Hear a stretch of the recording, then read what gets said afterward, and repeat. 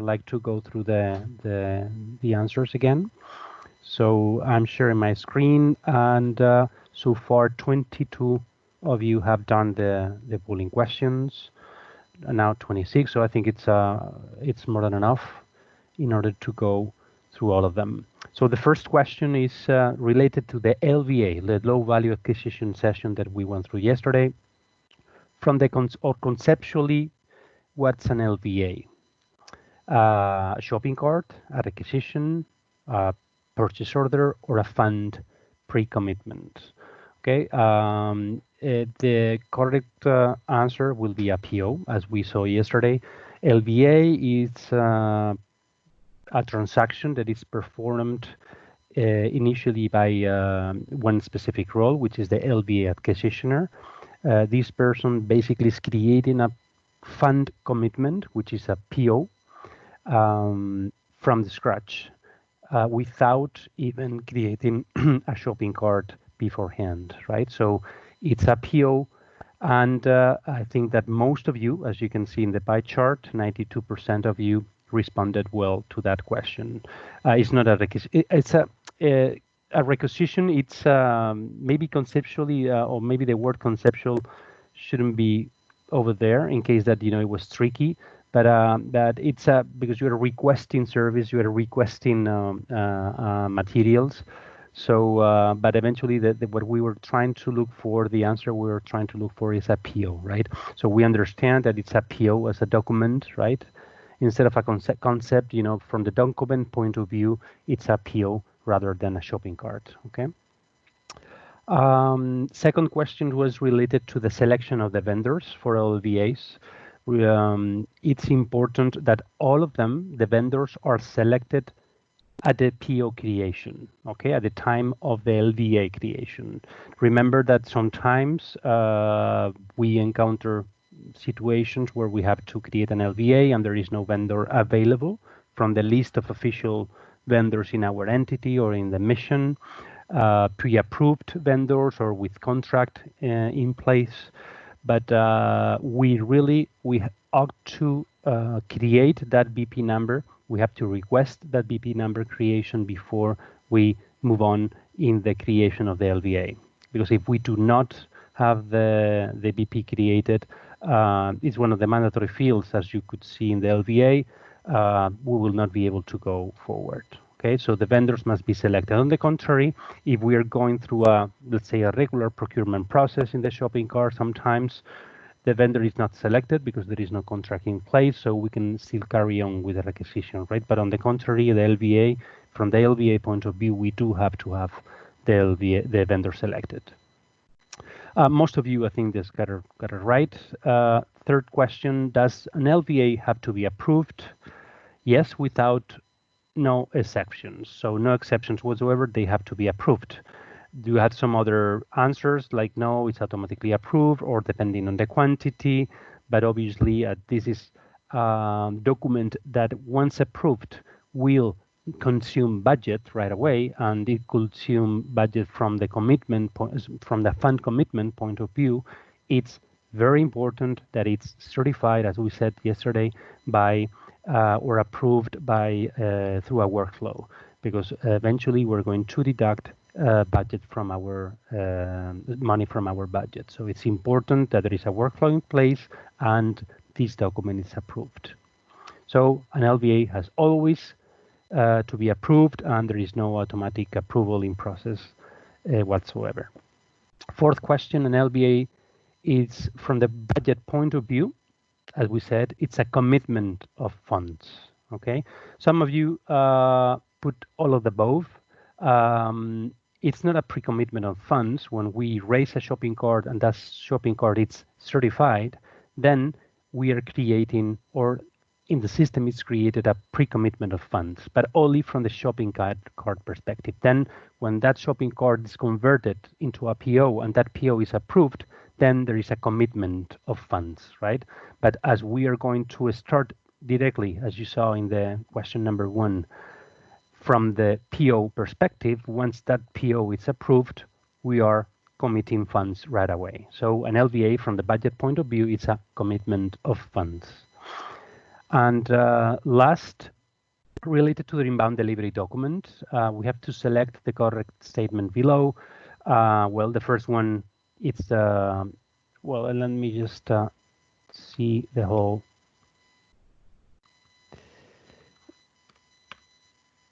see, here we go. So I see the whole question. Okay, regarding the inbound delivery document, select the correct statement below. Demand delivery is a document used to collect all shipment delivery details. That's correct. Remember that the amount delivery is getting all the information from the PO approved and all the details filled in by the requisitioner initially. So I believe that today we'll have build in a little bit on this concept of inbound delivery. So you guys will have a very good perspective between yesterday and today's session about how the inbound delivery is used throughout the the source to acquire process. So obviously, it's a document that collects data from the shipment and delivery details. So that's correct.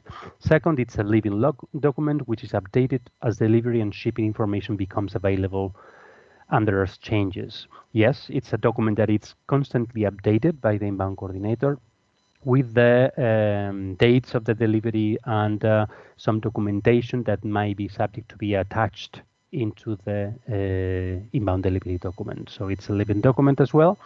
And each inbound delivery has only one PO. As we saw yesterday, basically the inbound delivery is linked to a line item in the PO, in the LVA. So if you have one line item, you have one inbound delivery, only for materials and goods. Okay, always for material and goods. But a PO may have several inbound in deliveries depending on the number of lines related to goods and materials that are approved in the document. Okay, so the correct answer is all of the above because the three previous points are correct. Okay, so I hope that it was clear. I think that in general terms, you guys did very well. So let me just take a look at the results. As you could see, most of you, in most of the cases, got it right. And I think that, those are pretty good results if we compare with the first time that we took this quiz that I will show you right now, the results. The ex ante, and with this I finish the responses. The first time that we took the quiz, even though those were pretty good results, right? Because still you could see that most of you got the answers right, except for probably question number 4 and 5 with the answers were a little bit more scattered, I guess.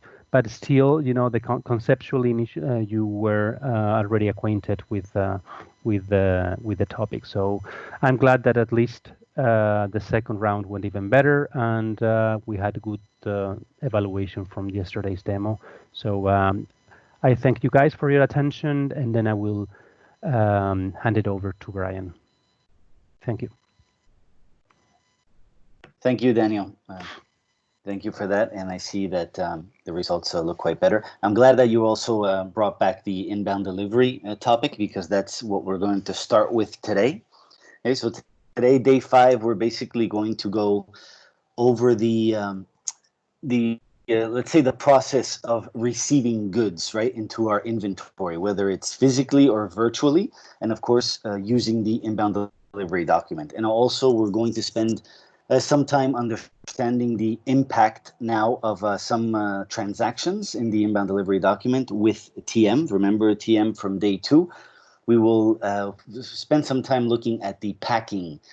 This is a transaction that is already performed in ECC, and it's been performed for quite a while. The only thing is that when we're talking about vendor delivered goods, right, we're purchasing goods from a shopping cart. A lot of the times the packing details are not entered in ECC by the inbound coordinator, because there is a packing list. The packing list usually is attached to the inbound delivery document, but the packing itself is not reflected in the inbound delivery document in ECC.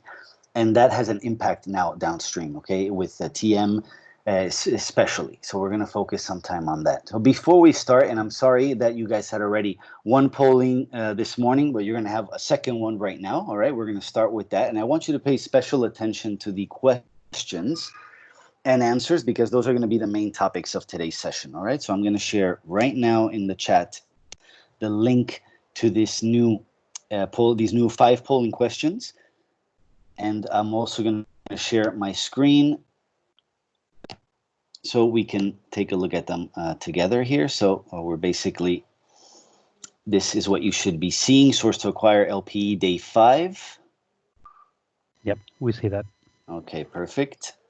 So let's take some, 5 minutes, maybe at 10:20, 10:21, we can take a look at these questions, okay, and answers. So pay attention to what we're looking at here, the types of questions, the types of answers, because this is the main focus of today's topic.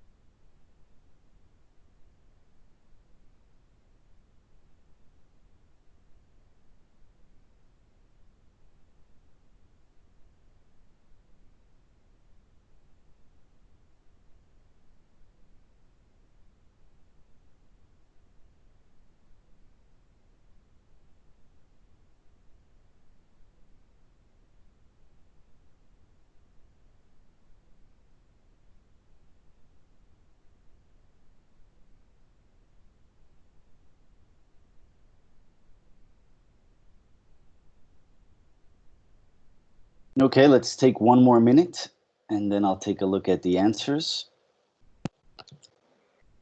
So far, 25 responses, not bad.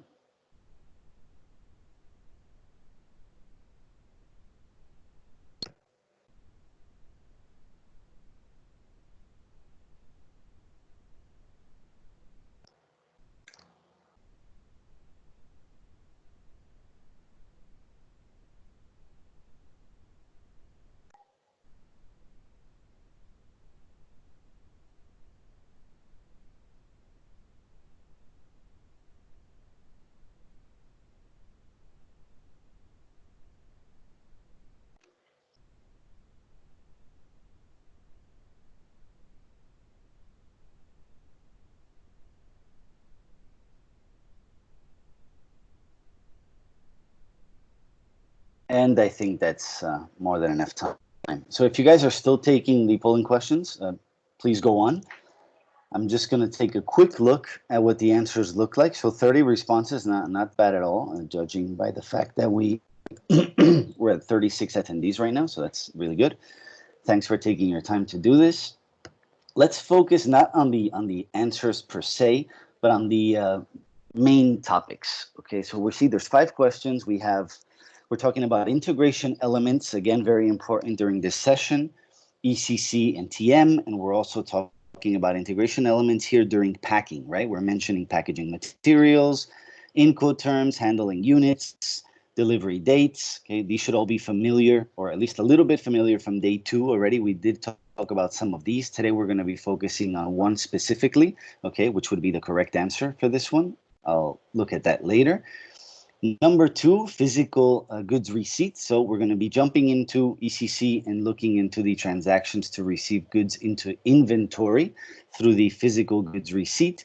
And those items, remember on day 1, we talked about product IDs being flagged with serialization, quality, batch management, and how when we receive them into inventory physically through a transaction that I'll explain later on, we have to perform a certain amount of actions, right? Depending on if a piece of equipment or a material has any sort of serialization requirement, batch requirement, or quality requirement. We're also going to be looking at the virtual goods receipt process, a quite long process, but also very important to look at in the what are the differences there. Incoterms, we're going to be revisiting the Incoterms and when one of them is going to require a virtual goods receipt versus a physical goods receipt. Documents also used to receive virtual versus physical, right? Is it the same document? I see here quite a number of answers: purchase order, inbound stock transfer, and inbound delivery document 2. And which of the below, the last question here, occurs automatically during goods receipt? Okay, so what does the system do automatically, and what would you have to do manually when you're receiving materials into inventory? What I do realize is quite a mixture of answers. Okay, look, that 10, 9, 7, so it's very, very mixed, which tells me that this topic today may be new for a large number of you. So I know already if I need to take it slow or move a little faster. Let's see if anyone else has taken it. 32. Okay, so we'll stop at that. I think that's more than enough. And again, what we'll do today is jump back and forth between the training environment and also some presentations. Okay, I have the presentations ready, which I'll have here. For example, I have one for inbound delivery as well as for physical goods receipt and virtual goods receipt. Okay, our first one would be this one. And I'm going to start mainly with the slide number 3. Okay, I'm not going to go in order because I think you guys have enough time to read through these. If I did, we would spend most of the time just looking at PowerPoints today. But let's take a look at this slide here, okay, because this is very important to remember from day 1. All right, we did see in day 1 that we had our inventory versus our warehouse structure elements, also the flow, right? Whether we start with the purchasing of goods that we did on day 2, for example. Remember, we purchased a fixed asset. So in this case, we're going to be using an example where we have purchased a fixed asset, spare parts, and also a piece of equipment, or I think a couple of pieces of equipment. So we have already covered the purchasing part during day 2. We also saw a bit of it on day 3, even day 4 with LVAs, CINC, and so on. We're going to be jumping in today to this second part here, the red square, inbound goods, which we could already start talking about inventory, right?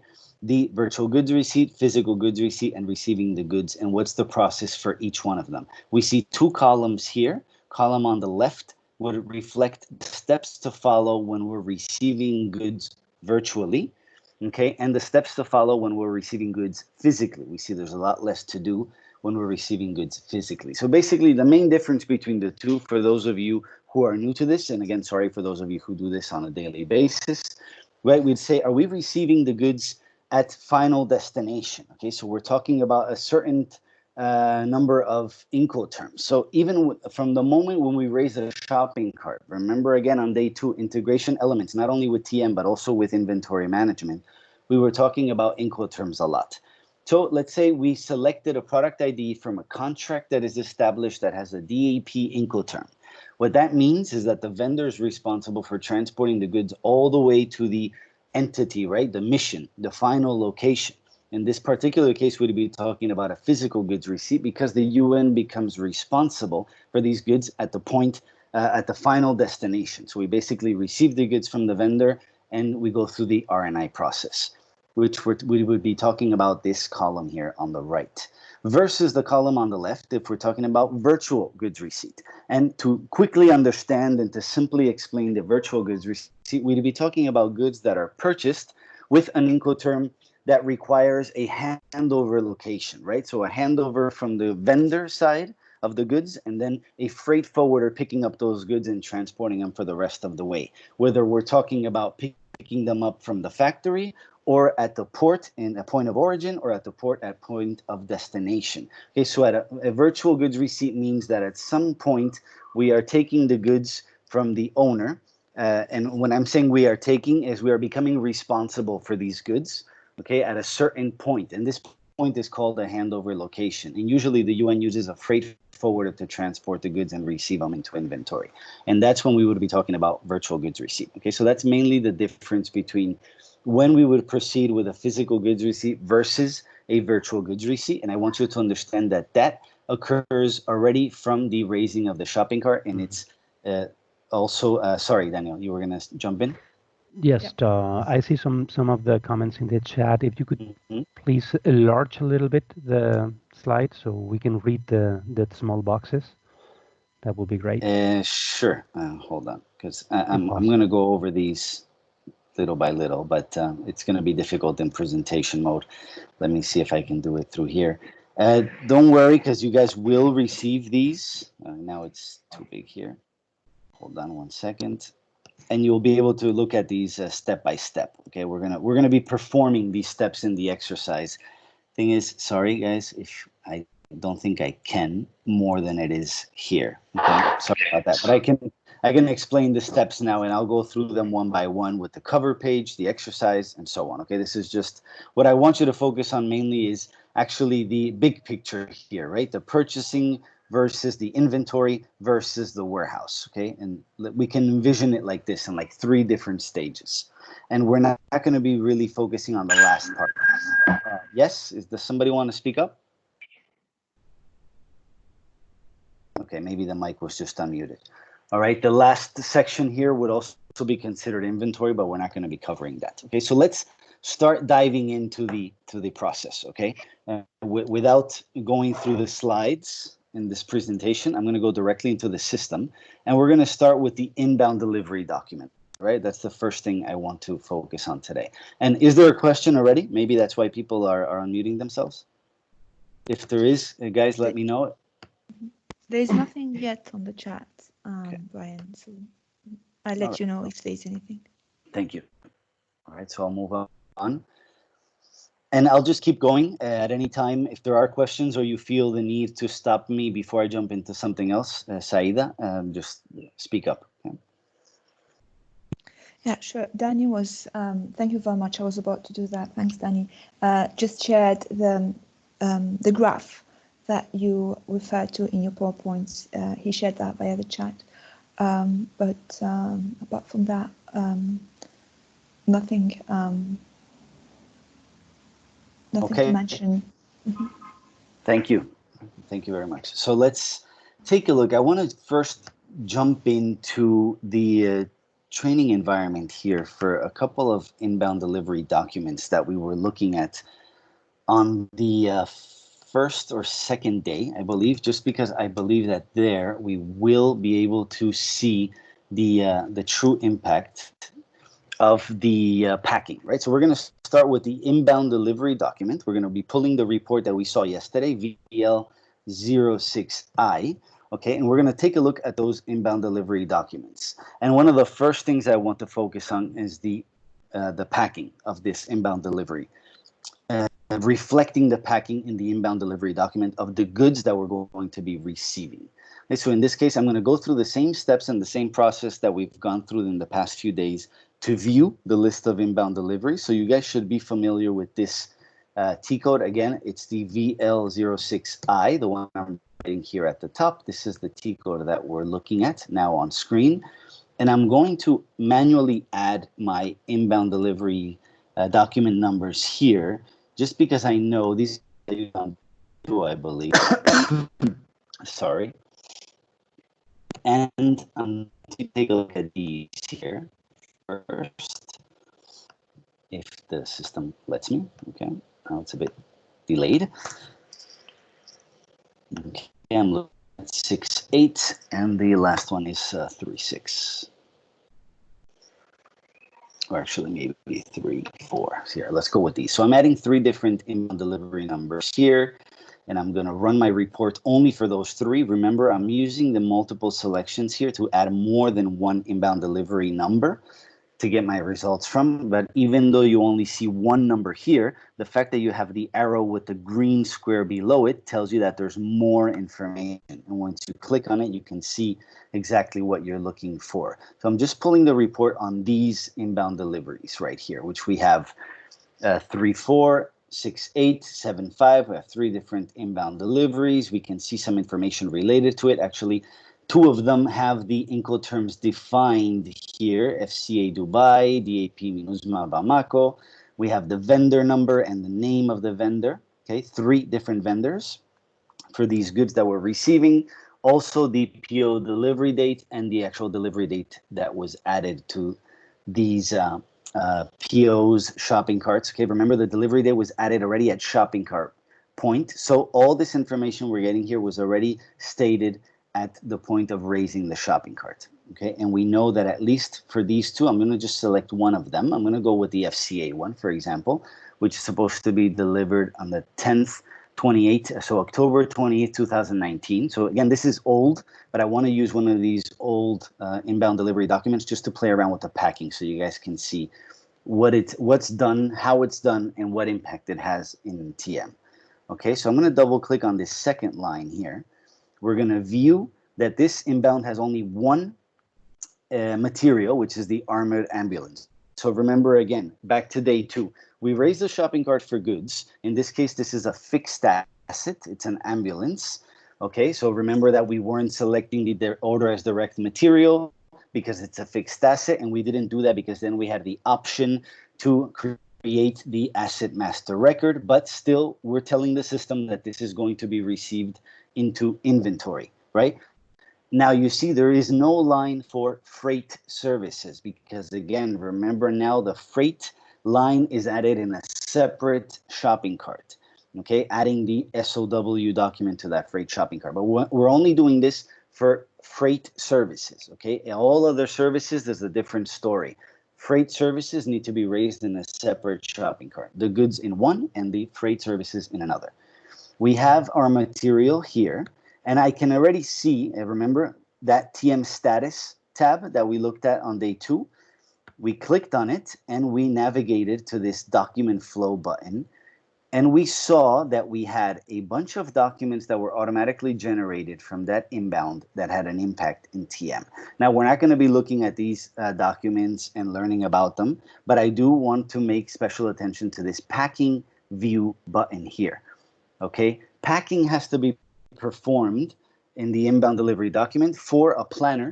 For those of you who already have gone live with TM, for a planner to plan transportation for the goods. If this packing view button is not available to click on, like it's not here, that means that your packing was not done properly, and the planner will not be able to generate transportation proposals, okay?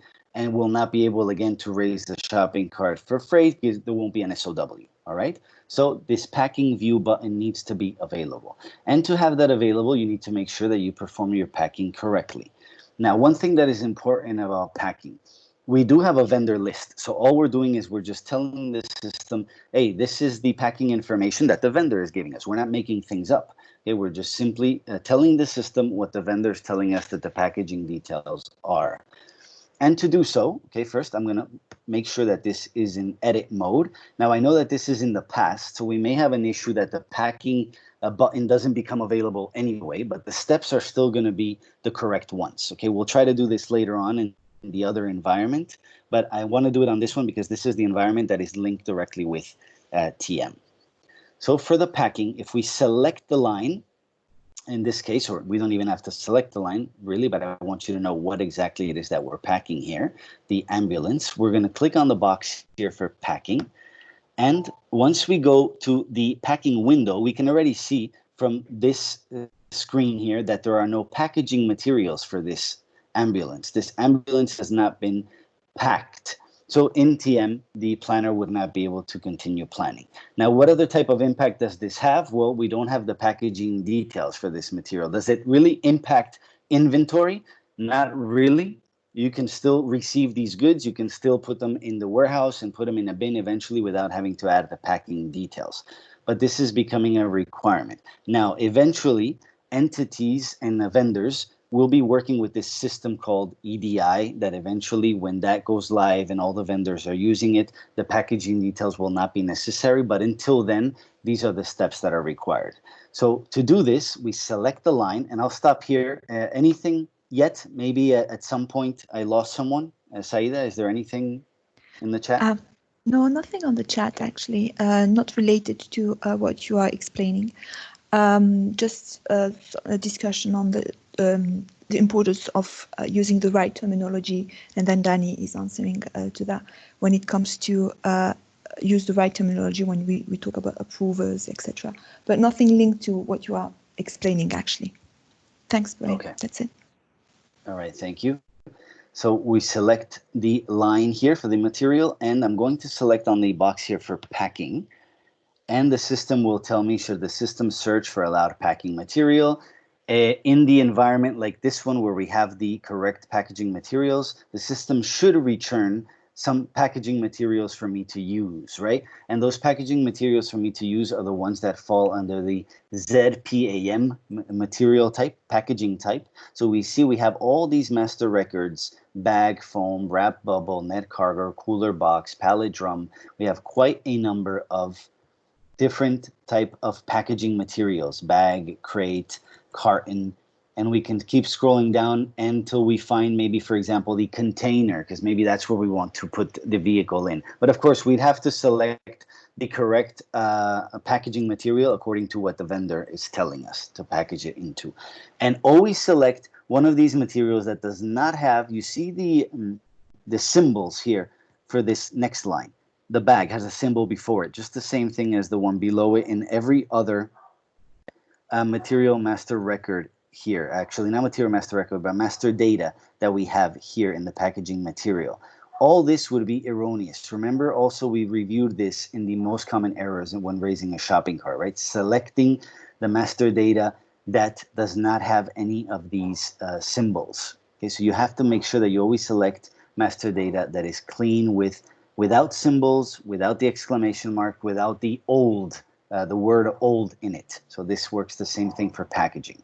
Okay, I'm going to select this container, 20-foot packing reference, because I believe that's probably the best option here. And I'm going to click on the check mark, and look what happens automatically. The material disappears from that line, which means it's packaged into this packaging material. But most importantly, we have a handling unit now.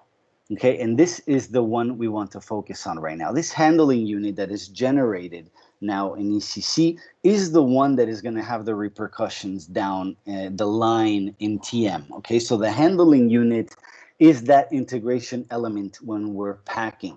We create a handling unit, and that's what's going to reflect in TM that the items have been packaged. And you'll be able to see the handling units one by one when you go into TM. So the handling unit is the key here. So right now, the only thing we've done is packaged the material, the ambulance, into this packaging material, into a container. But what we need to define is the handling unit volume, weight, and dimensions, because that's what's going to appear in the SOW document. And when we raise the shopping cart for freight, the handling unit weight, volume, and dimensions is key for this SOW document. Okay, so what I did here, I'm going to go back really quick, is just double click on this number that was generated for handling unit, and we go to a new window now that allows us, under the status tab, this one here, W, volume, and dimensions, when I click on it, to add this information. See, actually, some of this information is already derived from the packaging material that I selected. So a lot of this info would show up blank when it's not derived. Okay, you just have to make sure that you also add the allowed weight. So basically these numbers right now, since it's the training environment, I can add whatever I want, but you would have to reflect what is given to you by the vendor. So we'd have this information here, the same thing as tare volume, also the unit of measure, if it's kilograms, cubic meter. We'd add all the information required here for these fields under weight, volume, and dimensions. And once all of them are added, okay, there's nothing to add in the allowed volume. Basically, all the fields except for allowed volume would be the ones required. Then we would click on enter, ensure that the changes have been made to the handling unit, okay, very important. And now this information is going to be reflected in the SOW document in TM down the road. Yeah, so that's what's important here. And once that is done, you can always just save, and we would know that after that, this inbound delivery now, see, it's already planned. The warning message that I have, this inbound delivery is planned and may have an impact in TM. Exactly. So that's something I was expecting because this is already quite old. But nonetheless, I can save and go with it. Okay, even though we have made the changes, it's just a warning message and we can go through with it. Okay, if we double click on that inbound now and go to the TM status tab to make sure that we've done things correctly, the document flow tab, remember this? Now, when I click on it, I should have the packing button available. Okay, this should now be clickable. But again, since this was done already in the past and it was already planned, the system is probably not allowing me to view it or finalize the packing that I've done. But this button should be available to you. If it's not, that means you've missed a step in the packing and you'd have to go back and do it again.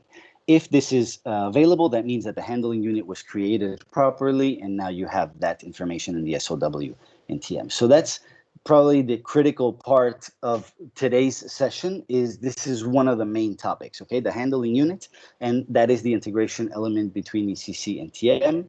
And it's created when we pack the materials that are going to be received into inventory in the inbound delivery document.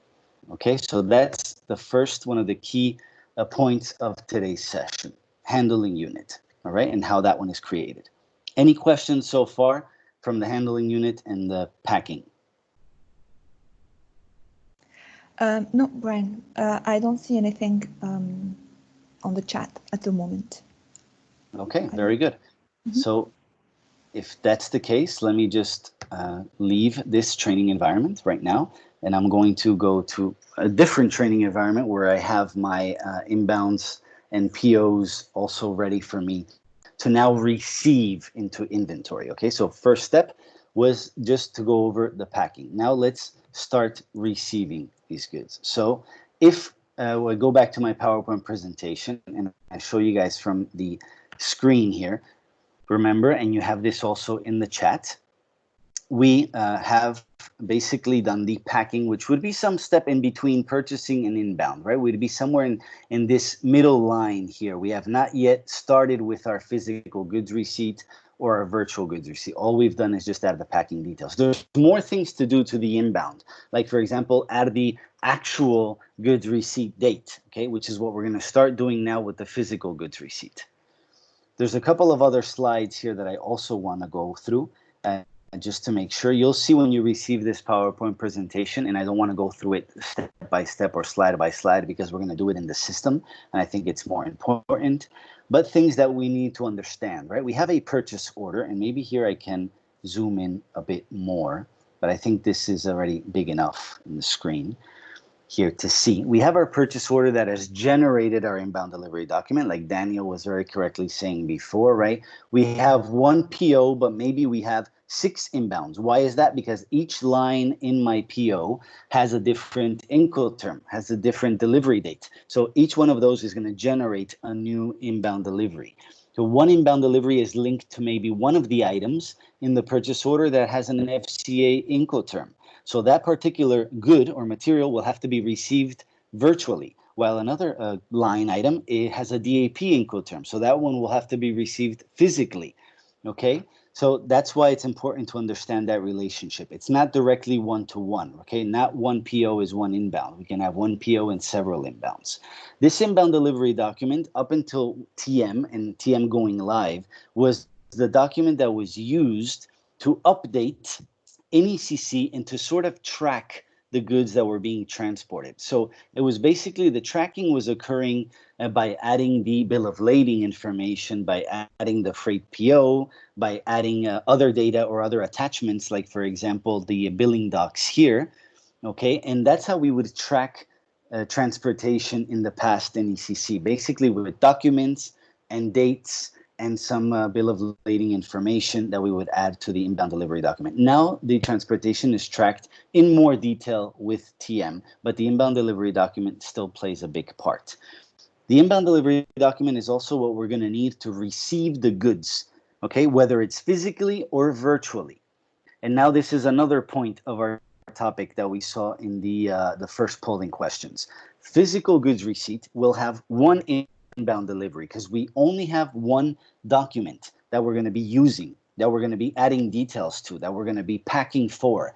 And why is that? Because we have the vendor taking care of our goods from beginning to end. So we only have one document, the one that the vendor's telling us, for example, this is the packaging materials, I'm delivering all the way to the final destination, so we only have one inbound. Now, when we talk about virtual goods receipts, we're going to have two inbounds.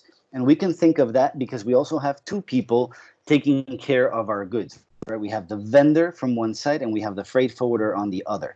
So we'll have one inbound delivery that is from the vendor side, let's say, and then we'll have the other inbound delivery that is from the freight forwarder side. And it's the second one that we will be using when receiving the goods virtually. Okay, and we'll also see that in a bit. So you see how important the inbound delivery document is and updating it and adding the proper details to it. Okay, let's see. We also have here on slide 6 a bit of the information that I have been mentioning too. Remember, inbound is the linkage between procurement, logistics, and R&I. Each inbound is linked to one PO, though each PO may have multiple inbound deliveries. So we've been saying this.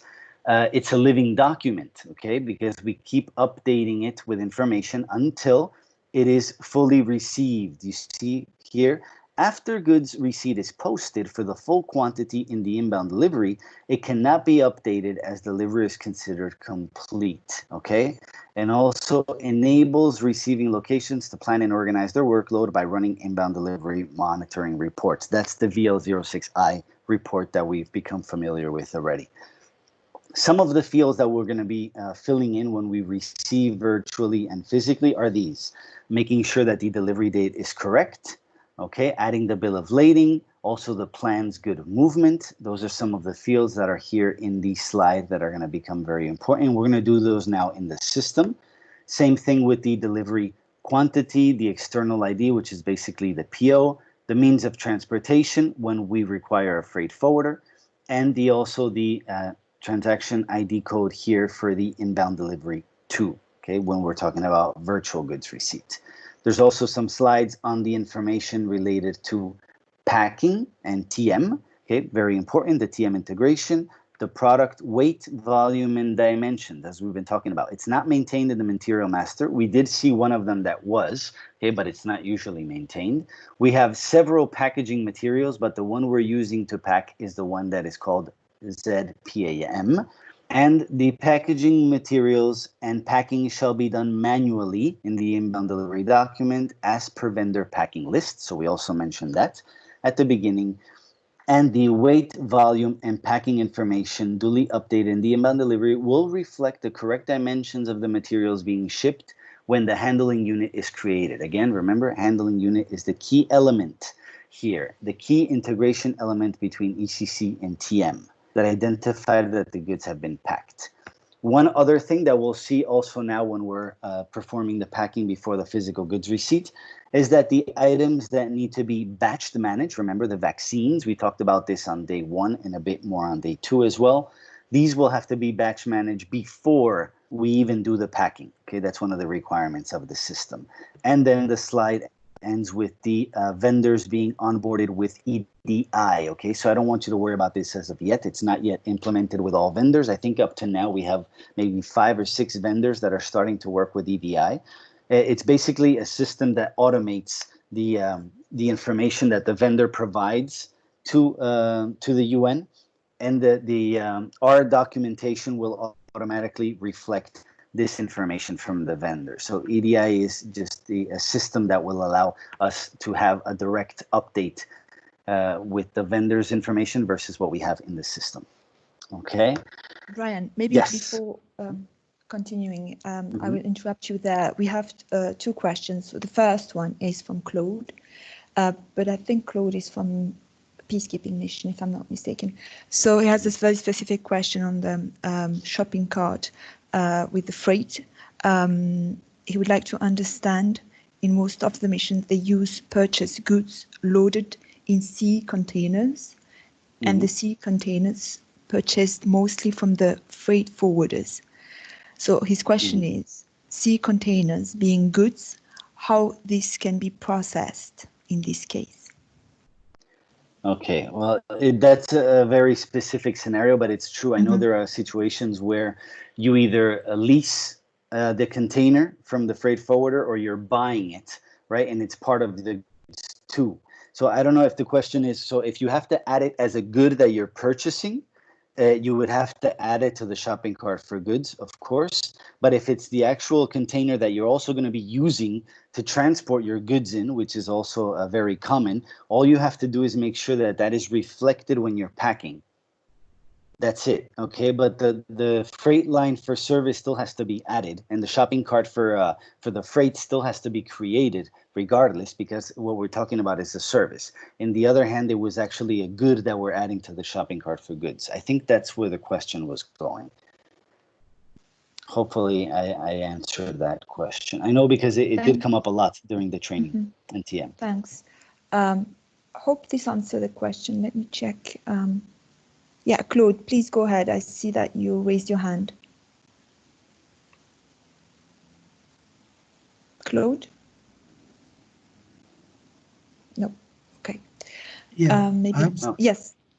Yeah, I was saying that most of the time the container are purchased from the freight forwarder. So in case that the container being in that case good, which is purchased by the organization, is the new regulation saying that the goods and the freight should not be on the same PO. We have the same vendor. I mean, say we are buying the container from him, and we are also getting the service from him. So do we need to have now 2 different POs, one for the container alone and the other one from the freight? Or I don't know. How can be the scenario in this case? That's my point. Because it's the same vendor, he's giving us the container, we are buying the container from him, he's also providing us the service. Yes, but Claude, you're talking about a vendor in this case. Okay, if it's a vendor, the contract that you're selecting from shopping cart level already includes the services for transportation in their product IDs. So when you select a product ID that is DAP, right, meaning that the vendor is the one that is going to be transporting the goods, that information is already added into that product ID. So you don't need to raise a shopping cart for freight. You only raise a shopping cart for freight when you're using a freight forwarder that is transporting your goods. If it's the vendor doing... Sorry, I'm talking particularly for the case that the container is purchased from the freight forwarder.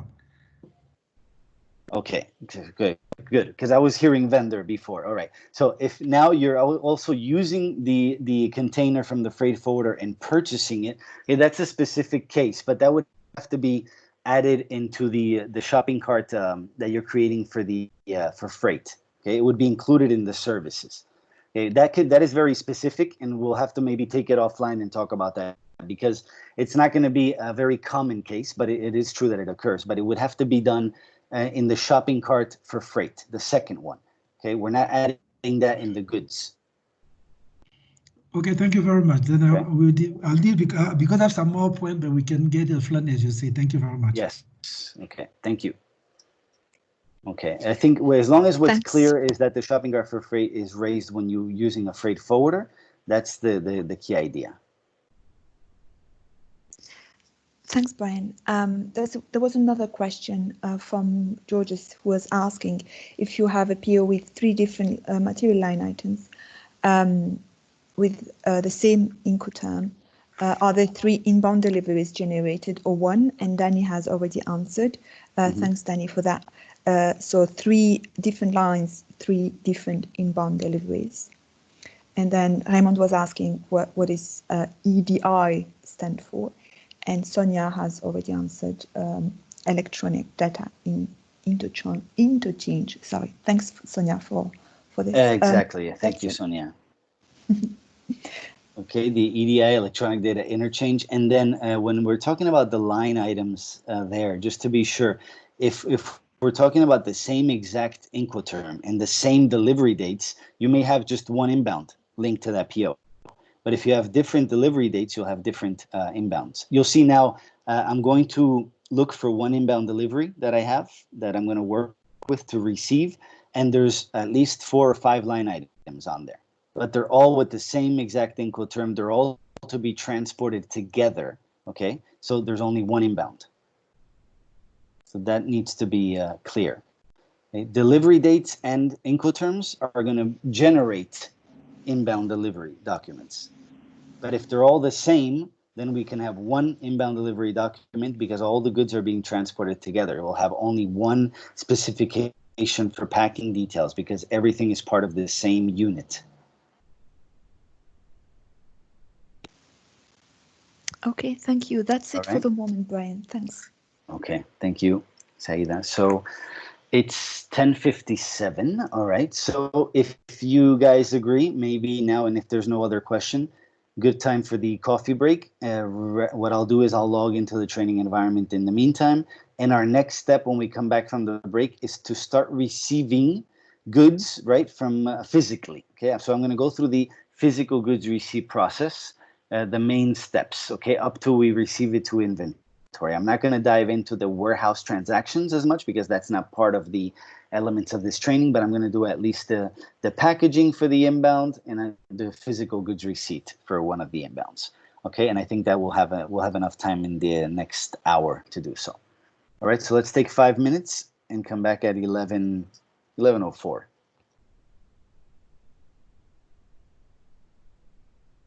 Perfect.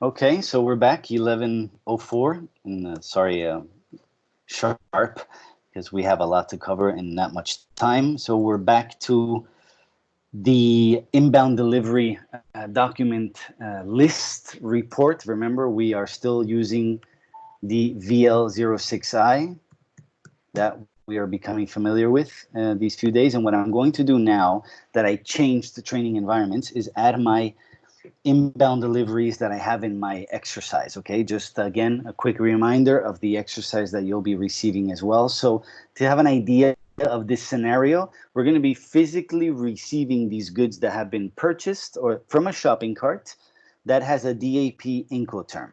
Okay, so in this case, DAP Incoterm means that the vendor is taking care of everything, transporting the goods all the way to final destination, and the goods are the following. We have a fixed asset, we have an equipment, we have some vaccines, an alternator, and some other expendables, which is paper.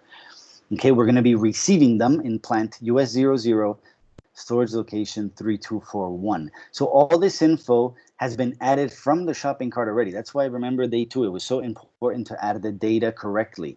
The material IDs or PIDs, okay, the Incoterm that we were adding on day two as well, the plant, the storage location, and so on. So here we don't have the actual purchasing group or fund center or fund added because that was done on day two in the shopping cart, but the plant storage location that we did add is going to be very important when receiving the goods. So let's go and see, based on the info that I have here, I'm going to use this inbound right now, which is the 8.5, and I believe the other one is 4.6. So I'm going to use these two, and I'm going to just click on the execute button, and I'm going to search again for 2 inbound deliveries in this environment, and here they are. And by taking a look at this screen, I already see that we have 2 inbounds coming in. They're both DAPs. They're both from the same vendor, and the delivery date is May 30th. Okay, so we still have time to process this up to May 30th, but we can process it earlier. All right, we're going to jump into one of them again, and we're going to repeat the steps of the packing, but we're also going to start doing the steps that we have to do to perform the physical goods receipt. We're going to double click on this inbound, and here it is. Again, as we were saying before, remember we have 1, 2, 3, 4, 5 lines, but these 5 lines are supposed to be received on the same day and have exactly the same Incoterm, and that's why there's only 1 inbound. If each one of these had a different Incoterm or different delivery dates, we'd have 1, 2, 3, 4, 5 different inbound delivery documents. So that's very important to remember. Okay, if we want to edit, right, if we want to do the packing first, we can totally do that directly by going here first, and this is what's important. I know there was some question on this. There's a button here with the glasses and the pencil that says display change. Once I click on it, it's what it does is now the inbound is available for me to start adding and editing information. Okay, so that's the first thing I have to do before I go to my next button, which is the packing right here. Okay, the one with the little box and the arrow, that's the packing icon that I have to click on to make sure that these materials are all going to be packed the same way or are all going to be packed differently. So add the packing details. This should be done already. This should be done already a while back. Okay, even when the Galileo decommissioning project and the Umoja went live back with cluster 5. Okay, the packing was already being done. But now what's important about the packing and what's required about the packing is that the handling unit is created so that there's an impact in TM. Okay, so the first thing we can do here is click on this packing button to make sure that we provide the information of the packing details here. So I'm going to do that.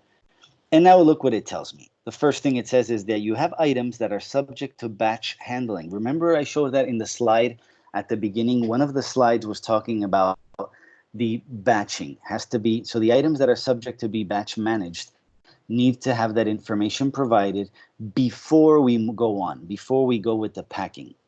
The system will allow me, if I click on OK, it's going to take me to the next screen. But if you realize now, I only have 1, 2, 3, and 4 materials instead of the 5 that I'm supposed to be having here. Okay, so what is important, even though I can move on and do my packing, I should go back and make sure that I provide the data under the batching information here for the vaccines. So we have our line here for batching, and we have the option to select from a matchbox and say, okay, let's add the batching details for this material. And once I click on the matchbox, automatically it tells me, okay, for this particular material, for this plant, yes. Okay, so Nothing. somebody's unmuted there, I think. Yeah. Let me check this. Let's just mute them just in case. Okay, so we're looking at our batches for plant material tab here. I'm going to click on the check mark, and now it's going to show me all the batches available for me to select from to, let's say, identify this material with. So I'm just going to go with the first one. Okay, here, click on the check mark, and now I can have a batch already for that particular line. So I'm selecting this particular batch, which when we receive into inventory, you'll see messages on this particular batch. What I'm doing here is I'm setting a batch that has, for example, an expiration date. So by selecting this particular batch information, I'm telling it that these vaccines have an expiration date of maybe 1 year from now. Okay, that's the type of batching information that I'm selecting for this now. And now when I do move on, I can click on enter to make sure that this is taken in the line. Yes, I still hear something in the back. I'm not sure if this time it is a question. No. No, let me unmute them. Mute them. Sorry. Okay. Sorry about this. No problem. Okay, so we have our batch. Let's go now to packing and see if the system allows me to move forward. And now it doesn't warn me, and it does show me the 1, 2, 3, 4, 5 items here. Okay, so what you do is you can select them all. All the line items can be selected here.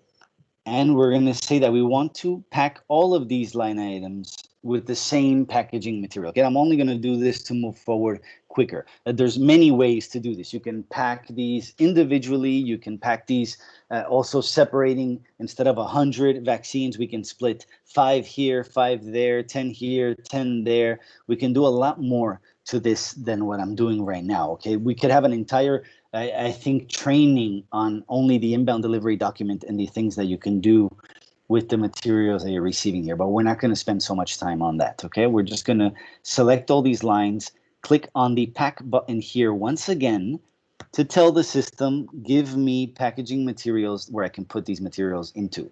So we click on yes, and we should have, see, in this case, it's telling me no materials are maintained. So this is a different environment. No problem. I select the lines, go here directly, packaging materials, select this matchbox, and now it tells me, okay, let's see, what material type are you looking for?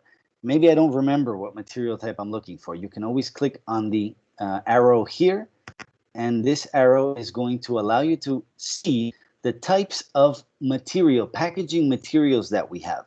Remember from the PowerPoint I was showing you earlier, we have to select ZPAM.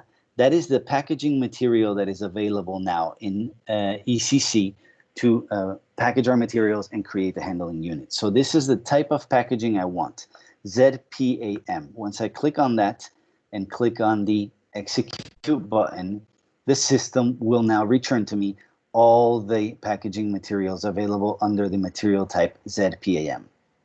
Okay, and you see we have them all here, and none of them have the nomenclature of old or exclamation marks or anything like that. We can use any of these. Okay, pallets, net pallet, whatever it is. I'm wrap bubble. I know that doesn't make sense, but I'm going to go with this one because I know it's the one that works, and I want to move forward in the training environment. Okay, so I'm only selecting one, and I'm going to pack everything into this wrap bubble. So you see the packaging material is selected, but it's not until I click enter that the handling unit is there. Okay, so the handling unit is there now, and now is when I double click on this handling unit, and here, remember, as we did it before, weight, volume, and dimensions, here's where we add the information. And you see none of it is maintained. There's no weight, volume, and dimension. So I can add that according to what the vendor is telling me. At this point, I'm only adding anything, okay? And I'm only clicking on the space bar because all this is information that I've added in the past. So the system remembers it. You can add whatever you want. The training environment won't stop you. Of course, in reality, you would have to respect the details provided by the vendor. We also make sure that we add all the information that is required. Remember, the only thing that's not required is the allowed volume.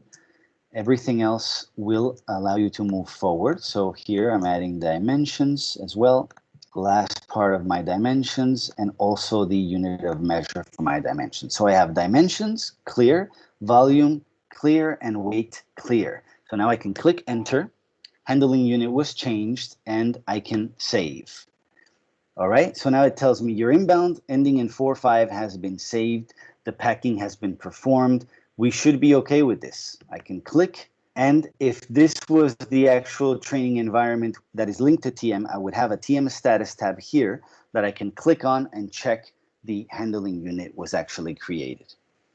Okay, so I'll stop there quickly, see if there's any questions, and now I'm going to go to my exercise and see what other steps I would have to take at this point. Is there anything, Saida? Yeah, just a question right now from Raymond. He's asking, is there a list of information on batch and related codes?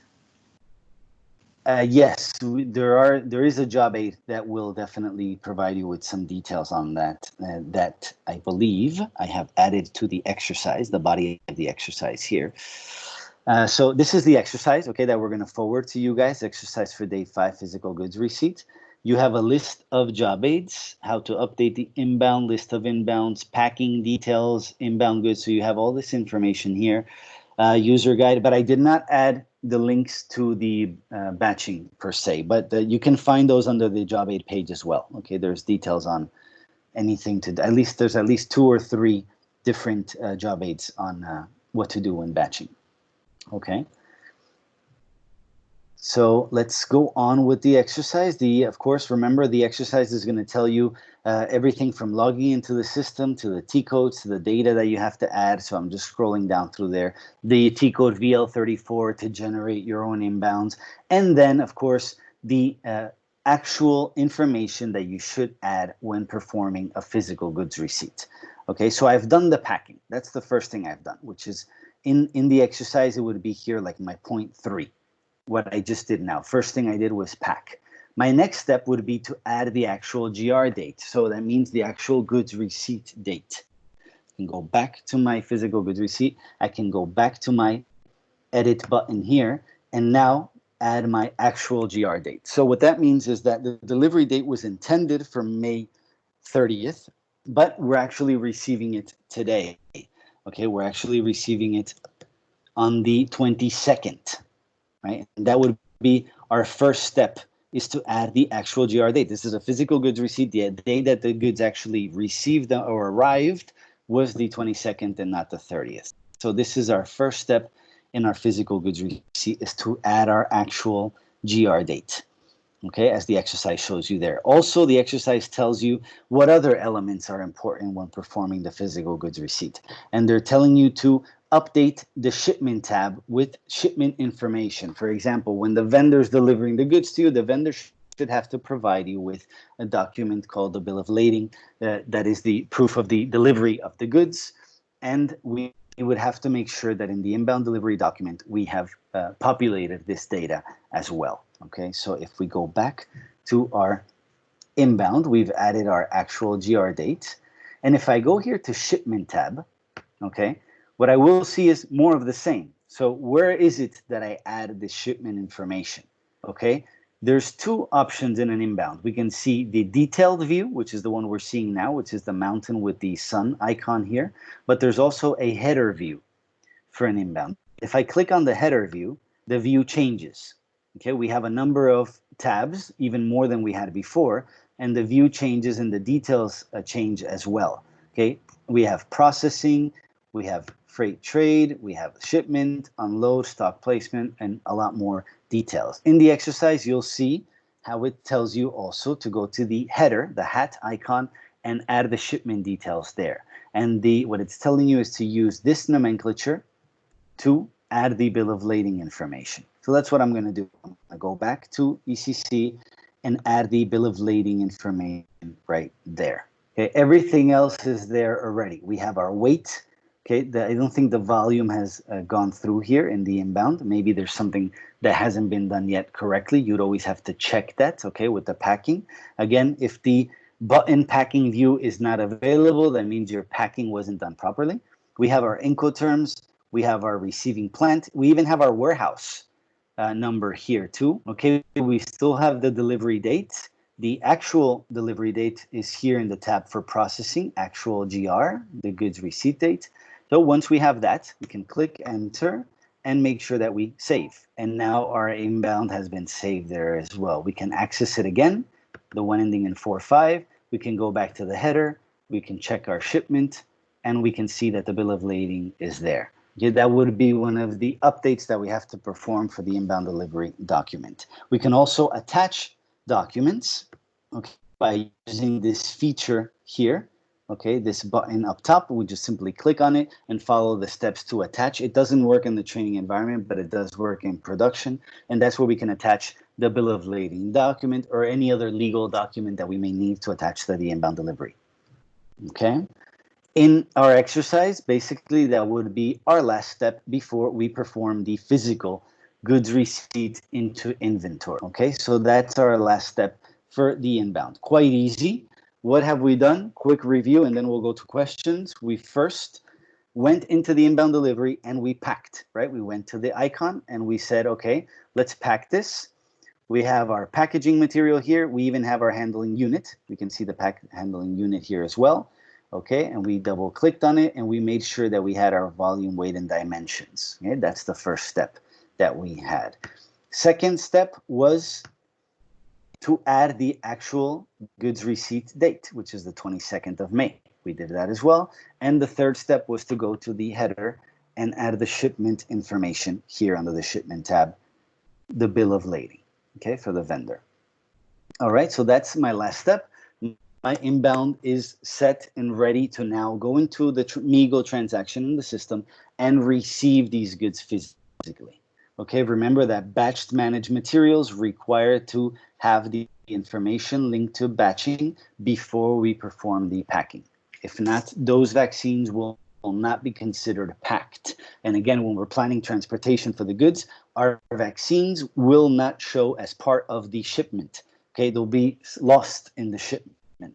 And they will show as if they're not even part of the unit that is being transported.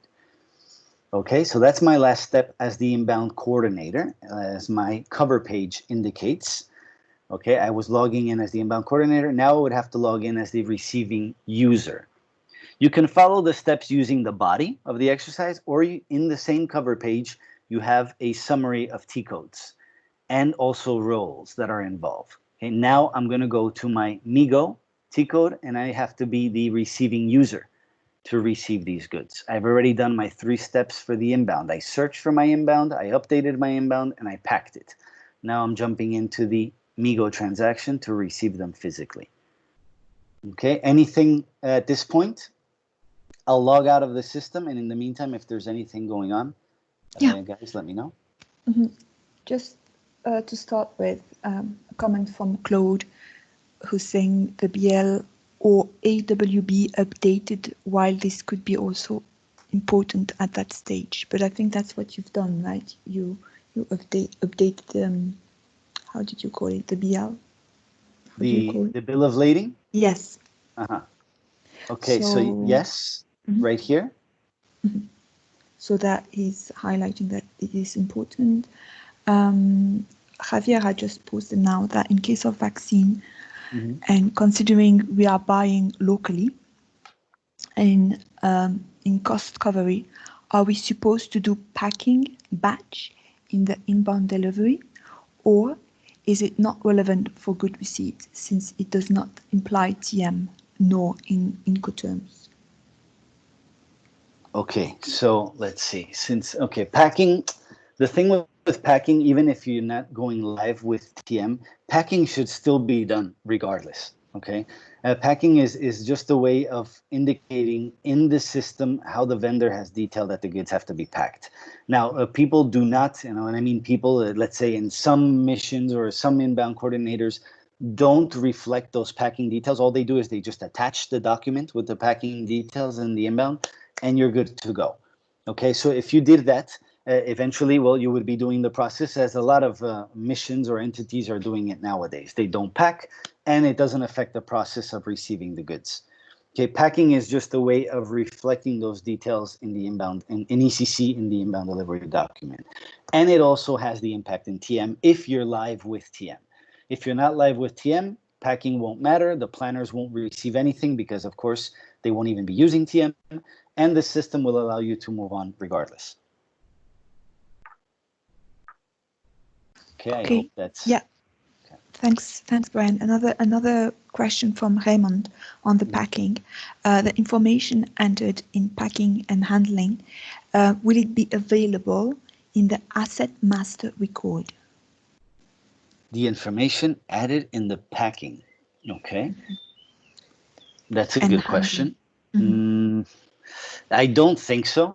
I would even say no. I'm not going to say it 100%. I would have to check that because I don't see how that's relevant to the actual material.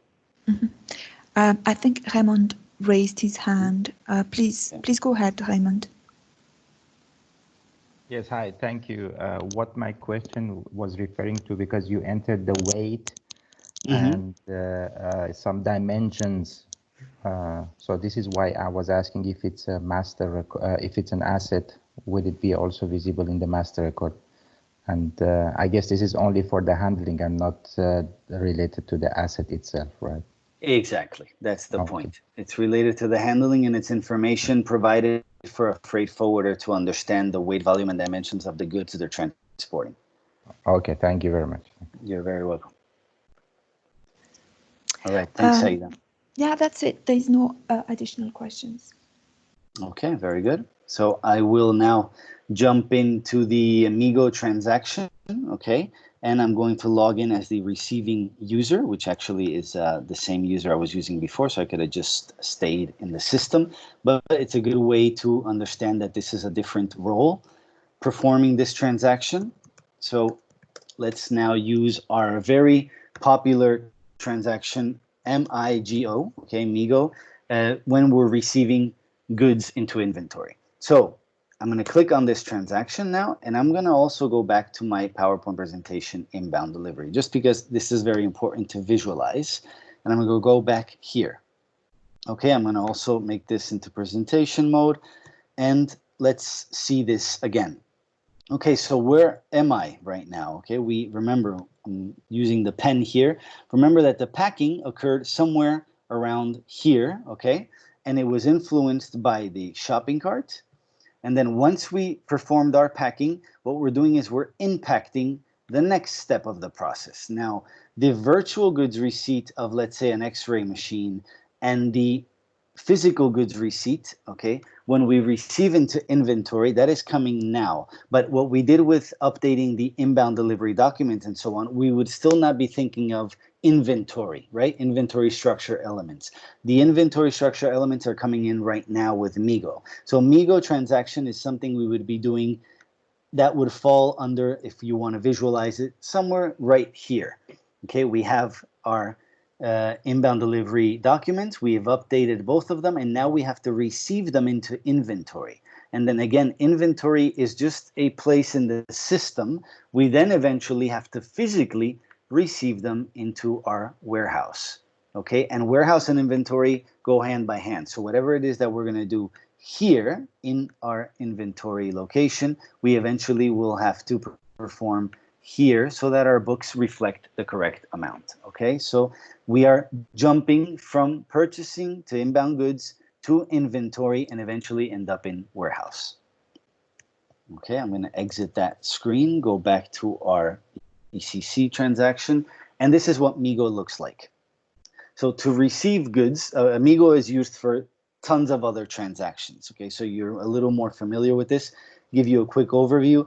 MIGO is not only used to receive goods, okay, it's basically used for that, but it's also used to transfer goods from one storage location to another, from one plant to another, from one mission to another. It's also used to issue goods out from the warehouse. Okay, so Migo is a transaction that kind of like links two worlds, right? The incoming goods, the outgoing goods, and the inventory and the warehouse. Okay, so in a way, it's a very, very important transaction, and it's the key a lot of the times when adding information to the system. Now, at this point here, if let's say the shopping cart was wrong right from the beginning and nobody realized that, okay? There's wrong PIDs, there's wrong Incoterms. It's a disaster of a shopping cart. The inbound coordinator basically just limited him or herself to add the GR date and the bill of lading and said, you know what, that's not my problem. Let's go forward. At this point in Migo is where we are going to find our first problem. Okay, this is where we're going to definitely hit the wall with an issue. And we should stop it here. It shouldn't keep going at this point. If it keeps going at this point, then the ball is just rolling and getting bigger and bigger and bigger.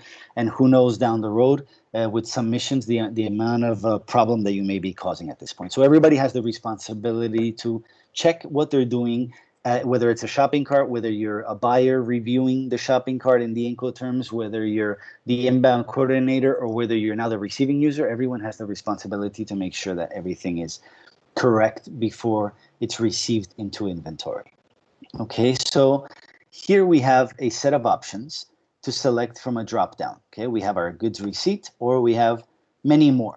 Display, transfer, goods issue, cancel, remove, subsequent adjustment, delivery, and so on. To receive goods, we always use goods receipt. Okay, and we can receive the goods with either a material document, an inbound delivery document, or any other type of document you see here available based on this selection. We're going to use our inbound delivery. And what we have to do is add our inbound delivery number here. Okay, and if I didn't copy it. So let me just go back to my cover page, make sure that I have the correct inbound. And I think I was working on this one ending in 45. Let's go back here and we paste our inbound delivery here. Once that's done, we just execute, and now we should have our items here. See, now all the items from the inbound are simply displayed in the Migo transaction. So Migo is saying, okay, based on the information in the shopping cart, in the PO, in the inbound, this is what's incoming. All the data that we've added from the shopping cart is reflected here in Migo. Any updates performed in the PO is also here in Migo. Anything we added in the inbound is also here in Migo. You see the bill of lading? This is here because I added it at a certain point. Okay, now even the document date and the posting date are here. The vendor, every line item, the data for every line item is reflected below. Okay, so if we're looking at the vaccines, we're selecting the vaccines here up top, and we have anything related to those vaccines, whether it's the quantity of the ones being received, where they're going, okay, where they're being received in, plant US00, storage location 3241, the purchase order data, so the purchase order number here, the Incoterm link to it. We also have the partner, which is the vendor information. If it's batch managed, we'll have information on batch here. As you see, we already have the batch info, and the dates of expiry are here as well. We have the account assignment details provided all the way from the beginning in the shopping cart. Serialization if it's needed. In this case, item is not relevant. Remember the flag? We were talking about items that have a flag that is raised when you're receiving them into inventory. This is exactly it. The system, based on this vaccine's product ID number, is telling us that this number, because it's only interpreting it as a number, as master data, does not need to be serialized, but it does need a batch. That's why we have a batch tab, okay? And it also tells us in warehouse management where this is going to go once we've received it, okay? Once we've done the goods receipt posting. If I scroll down to my paper here, or actually select my paper, you'll see now, again, the material now changes. The batch now says there's no need for batching here, and serial number none either, because paper is not considered to be serialized, right? It's the expendable material. Computer. Now suddenly the computer, as soon as I select it, see paper, the serial tab was unavailable. As soon as I go to computer, serial tab now is available, which means we do have to serialize these materials coming in. This product ID raises a flag for serialization. And that's something we cannot forget to do, and I'll do that in a second.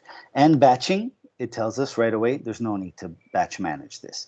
And so on. You go down to the X-ray, same thing. You're going to need a serial number because remember, fixed assets are equipment, but not all equipment are fixed assets. So even though it's a fixed asset, we still need to serialize it because it's also a piece of equipment. This is from day one in the training. And then we have our alternator, which, like the paper, is an expendable, does not need to be serialized, does not need to be batch managed. So basically, you can just receive it as is. Okay, any question before I continue?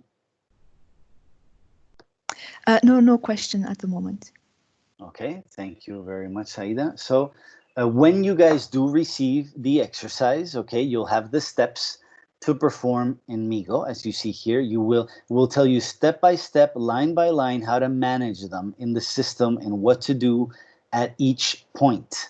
Okay, how to manage the quantities, if they're batch managed, if there's the serialization, anything is here with a screenshot, and also the batch information, even the point of changing the expiration date of the batch that you've selected if that's what you needed to do. Okay, so let's do that. We're going to do everything that I have just scrolled down through very quickly. We're going to do one by one in the system, and we're going to stop at this point right here, point 17. Okay, and we'll show you why I'm stopping at that. So right now, we still haven't received anything into inventory. The goods are not in our inventory. Okay, they're pending to be received. They're somewhere in limbo. Okay, we have the documents for them, but they're not being received yet. All right, so what can we do here? Let's go one by one and see what is missing. Yeah, what you can do actually at every point to make sure that you have nothing left to do is that you can keep clicking on check. There's a check button, kind of like with the shopping carts, right? And when you click on it, it'll tell you if there's a problem. So basically, it's telling you you have not flagged any items as okay, right? So you first have to flag the item as okay, and there's two ways of doing it. You can either click the item as okay on the line, but make sure it's not the one selected. And if it is selected, you can do it below.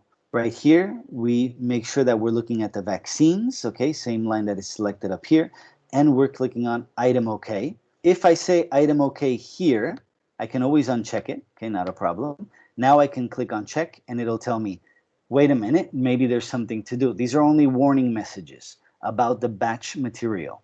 Okay, it was delivered by vendor, okay, has already been posted in stock. That's because I'm already using the same batch identification. That's why the system is telling me this, but it's only a warning and I can move forward.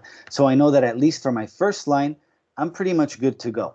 Let me just take a look at the batch tab and see what's going on. So I see that we have an expiration date for December 31st, 2021. So I should be okay with that and I should be able to move on.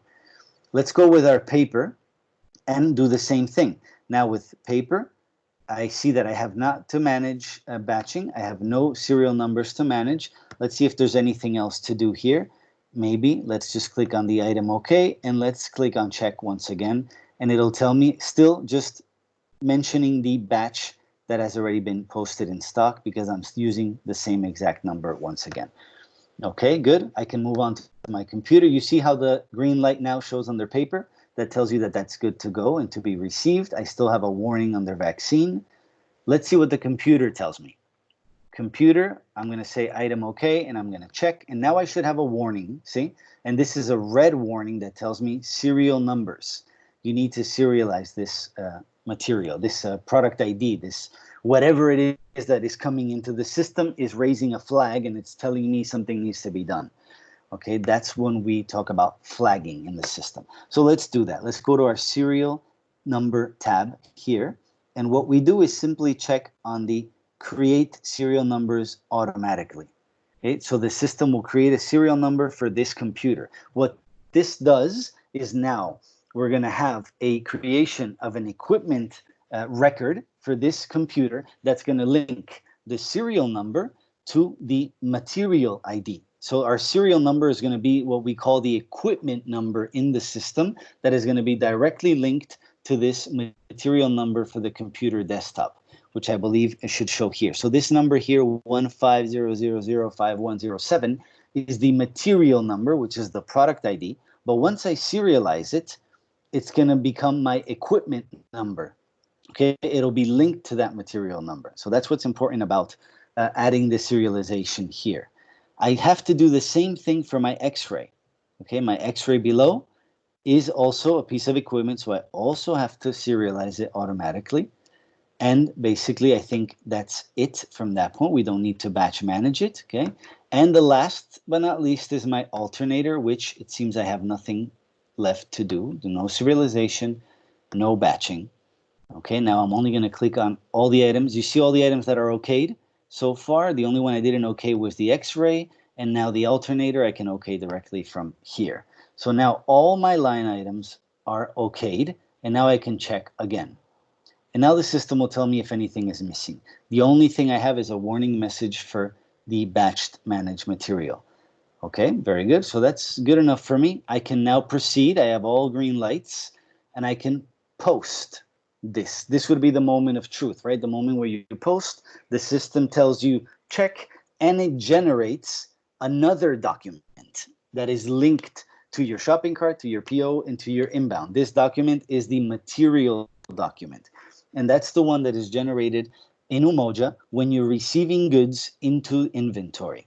Okay, and it's going to be the document that is going to link to this transaction forever, right? Throughout the history of, let's say, of the system of these items, they're always going to be linked to this material document that I'm going to generate right now, which is in turn going to be linked to the PO, going to be linked to the shopping cart, going to be linked to the inbound. Okay, so we're keeping on creating documents and linking them together. So before I post anything, any question, any comment? No, no questions, no comment. The chat is very quiet today. Okay. Let's make sure it hasn't frozen like it did on me. And maybe there's tons of questions going on in the background. Yeah, Okay. yeah, hopefully if Sol or Danny can check that as well. So yeah, good point. Yeah, confirmed. Confirmed. Right. All right. Very good. Okay, so let's post. Let's move forward and post. See, the physical goods receipt is very easy.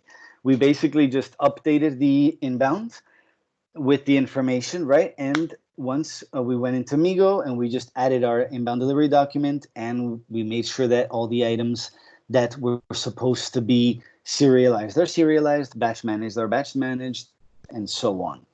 Okay, so what's important here is that once I click on post, now the system should generate a material document. See, it's thinking, everything seems fine so far, and now if everything's okay at the bottom left, I should have a material document generated from this transaction.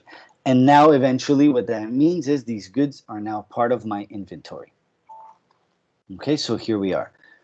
All right, we have our material document, the one that you see at the bottom of the screen, that is 5,026,0779. That's my material document. And that's the one I'm going to be using for any transaction from now on in Umoja, in ECC, when doing anything linked to inventory or warehouse. Okay, we have to remember, it's important to remember that now my materials are in inventory, but they're not yet in the warehouse. Okay, so we can account for them in the system, but we don't have them physically anywhere. We can't go to a warehouse, to a bin, or anywhere to pick them or use them.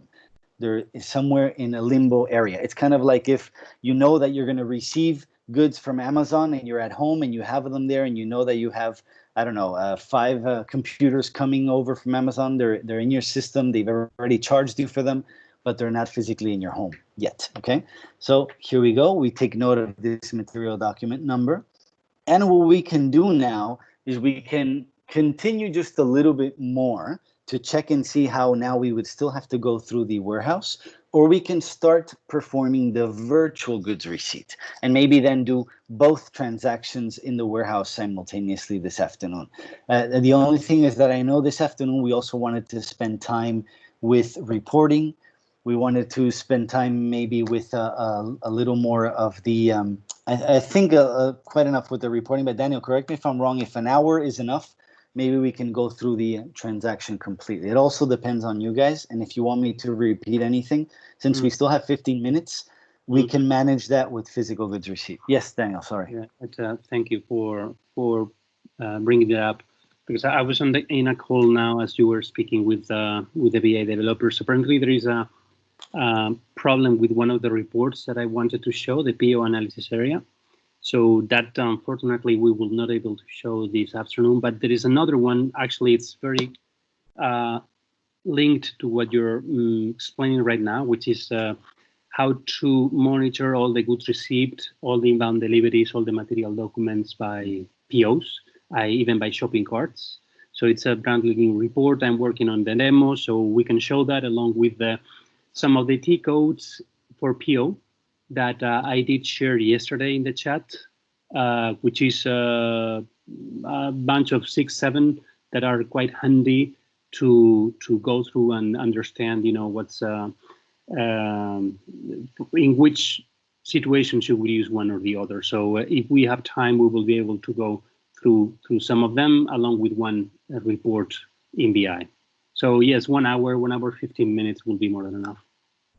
Okay, perfect then. So then, yes, Saida, sorry. Yeah, maybe before you continue, a question from Rana. She's asking if we have chosen a PID that should be serialized, and in fact we don't have to serialize the items. Can any correction be done at that level to not serialize them?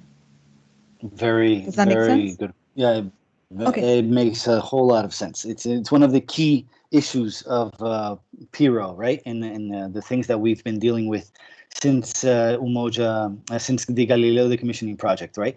It's this is what we're talking about in terms of selecting the right product ID from the beginning, right? And ensuring everything is done correctly from the beginning. So if that were the case, if at the point of MIGO, you realize, because you're a good worker, you're doing your job correctly, you're paying attention, you realize that, oh, that's the wrong product ID, that shouldn't be serialized, this type of material, we already have this in inventory, and usually it's never serialized.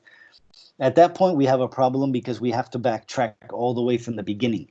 And that item would have to be removed from the PO, from the shopping cart, and maybe the shopping cart probably raised again, add the correct product ID, and restart the process. That's how much work would have to be put into this if there was a mistake. Okay, there's no way of just simply changing the product ID during the MIGO transaction and receiving it. You have to go backtrack all the way from the beginning. And of course, Brian, if you can, do not perform MIGO, right? If you know beforehand. Exactly. Because otherwise it's even worse with inventory and the postings in finance, right? Exactly. Mm-hmm. Okay, so yeah, definitely good question. Mm-hmm. Thank you. And a comment from Raymond to mention that GR is posted against quantity. In some cases, it tried to match the price received and it gives warning. I think it's just a comment more than a question. So that's it. Okay. Yes, it definitely does. But I don't know if maybe Raymond was talking about the moving average price, maybe. I think that's where he was going with that comment. Or maybe not even there. Oh, okay. Mm-hmm. I don't know. Raymond, please go ahead. I see that you raised your hand. Yeah, thank you again. Yeah, just wanted to say, because in some entities, they try to match the price to the quantity of material that they receive. So that's why it gives warning, because you cannot, you should post always the goods received against the quantity, like 10 computers, 10 receivables. And in some cases you can do 8 and then post it again. So, but you know, sometimes procurement is done based on the price, like 10 computers, and then the total price changes at the end, but they try to still, you know, force the system to pay that amount of money for 10 computers or 8 computers. And also that when posting goods received, especially when you are receiving 100 pencils, you cannot put 85 or 8.5 because it accepts only whole numbers. So it should be like, you know, whole numbers as 1, 2, 3 and not 1.5. So because we're getting a lot of questions regarding this, and trying to help out the guys who are doing goods receipt in the entities in the field offices. Absolutely, and thank you, Raymond, for bringing that up. That is very important too. Of course, there's a lot of things to cover. In my personal opinion, each one of these transactions, each one of these T codes deserves its own training, because there's so much to keep in mind and do. Like you said, people will try to, you can receive half of the vaccines that I was receiving through Migo and leave the other half out.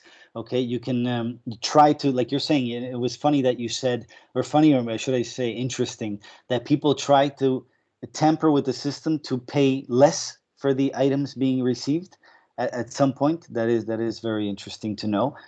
And then also receiving in decimals, right? Like 1.5 computers instead of 2. Exactly. Yeah. Mm-hmm. Thank you. Thank you. No, thank you very much. That was very interesting. So since Raymond is mentioning that, and I think it's also interesting to display this, you can now display the material document that you just generated in the system by simply changing the drop-down options in the menu here. You can display it and see display material document, which is this one. And if I execute it, what I will see now is exactly what I have just received. So we have our paper, we have our vaccines, and so on. And look at what we're talking about here: 100 vaccines, 100 pieces, packs of paper, not pieces of paper, 10 computers, and so on.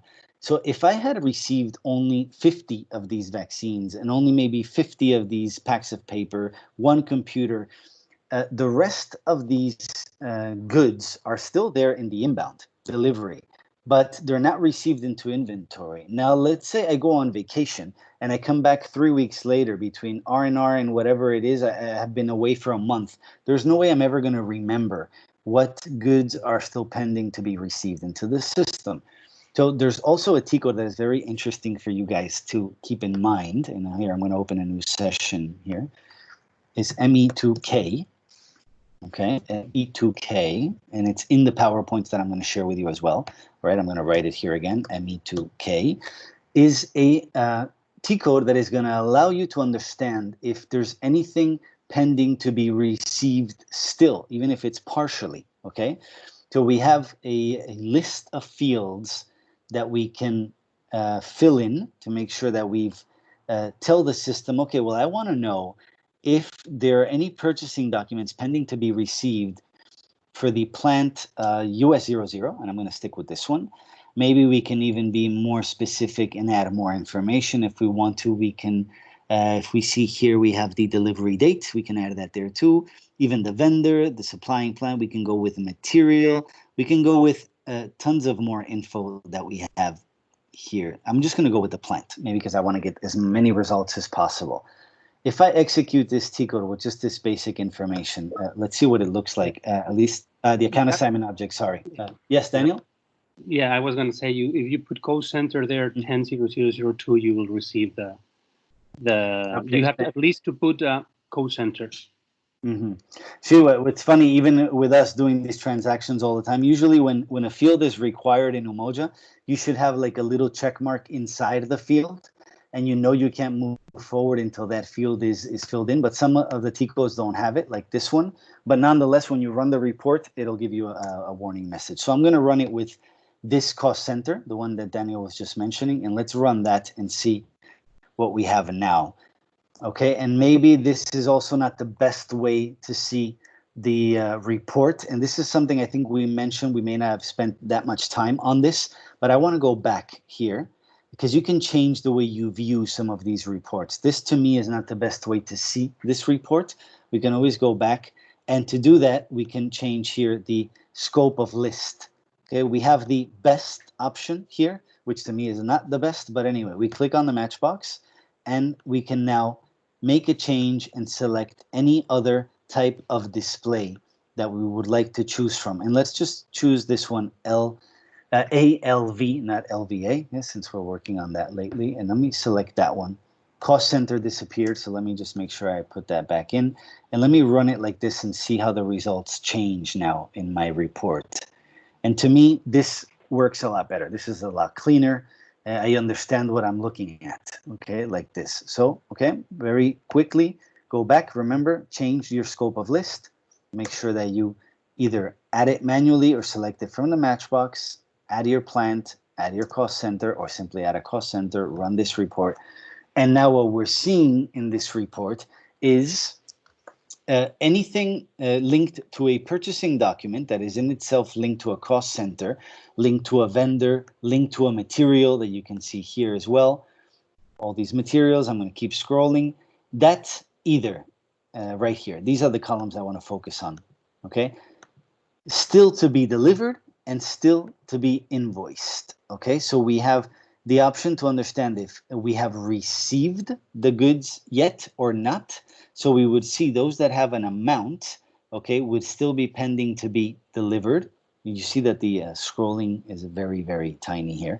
And then those that are still pending to be invoiced. What we're focusing on mainly is this column here, and understanding that if we still have an amount here, that means that there's still goods and items that we have not received. And we can see from the document date here, maybe document date shows March 31st when the document was created. Since then, we still have not received those goods. We can move on and filter by date. We can filter by material, description. We can do so by budget period, quantity, price. So we can play around with this and say, okay, maybe all I want to see is any of this that still to be delivered. And here, for example, I'm selecting this column and I'm going to filter. And I'm telling the system, you know what? I want to see value to be delivered. I'm going to click on this selection here and I'm going to say, I don't want anything that is equal to 000. So what that's going to do is going to show me only things that have an amount with them. And now I know that I'm only looking at those that are still pending to be processed in Migo. I'm going to make sure that this column is a bit tinier here so we have a better view of everything. Okay. And I know that this purchasing document and all these other purchasing documents that we see here are still pending to be received in the system. Okay, so that's important for you guys to keep in mind as well. Saida? Yeah, Danny, did you raise your hand? Thank you, yes. It's just related to this T-code that I was, actually it's one of the T-codes that I shared with you yesterday in the presentation of the PO, so thank you, Brian, for bringing that up. Just for your information, this T-code was especially important for R&I people in peacekeeping operations because eventually the vendors will get back to them and say, hey, I delivered my invoice, I haven't been paid yet. And, you know, the guys were stressed. It's like, oh, my God, these guys, well, they send out and they actually didn't have the whole picture of the process. But whenever they have access to this T-code, they were able to see that eventually, yes, the vendor was still to be invoiced because the whole quantity was not delivered in place and in due time. So they had some sort of, let's say, a backup information in order to tell the vendors that, well, they haven't been paid because they haven't not been duly being compliant with their services, right? So this is a very interesting T-code, and depending on the scope of services, you will be able to see, scope of data, you will be able to see one layout or the other.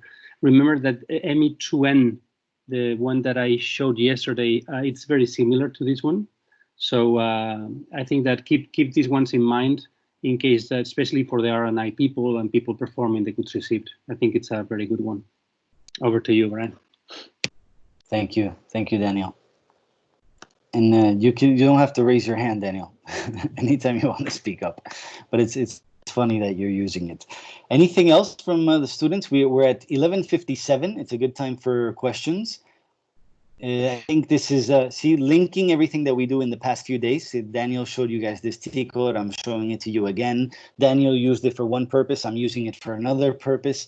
So it's very interesting that we can use some of the same reports for different reasons, right? That's also something to keep in mind. There's nothing additional. Oh, I see Claude who raised his hand. Please, Claude, go ahead. Claude? Hello. Yes. Yeah, I would like to find out something. On the column of to be delivered, I saw that there was on that column some 00000 before you make the filter. So I'd like to understand how the need to be delivered can be 0. Okay, so as we were saying before, when we have 0, that means that the items have already been delivered. Okay, well, the transaction in Migo has already been processed, so it remains as 0. When we have here the amount, means that the items, at least for this amount of the item, has not been processed. That's why what I wanted to see is only show me things that have not been received into inventory yet. That's why I took the zeros out of the report, because the report is still showing you everything. The only thing I've told the report to show me, if we go back, let me just say no. Let me go back. The only thing I'm telling the report is show me all the purchasing documents, right, per account assignment with this cost center, this plant, and show it to me in this particular way. So that's it. So the system is showing me everything according to what I've told it to show me. And even that means even if they've been delivered or not. But I know that if it's 0, that means that it has been processed through Migo, and maybe that's not what I want to see right now. Or maybe it is, so it depends on you. If you just want to see what's pending to be delivered, you would have to filter and make sure you remove those zeros. And the way I did it was just to say, I want to see everything that is not equal to 0. And like that, my report only displays things that are pending to be received. All right, Okay, Claude? thank you. Yeah, You're thank you. All right, thank you. Okay, very good. So let's see, anything else? So, No other questions. That's it. okay, very good. So I hope it's clear. It feels clear when I'm presenting it, based on the comments that you're making. It also feels like I'm making sense to you because the questions are very valid and good. What we have done so far, remember, updating the inbound delivery document. We worried about the packing because of the impact in TM, and the key element was the handling unit.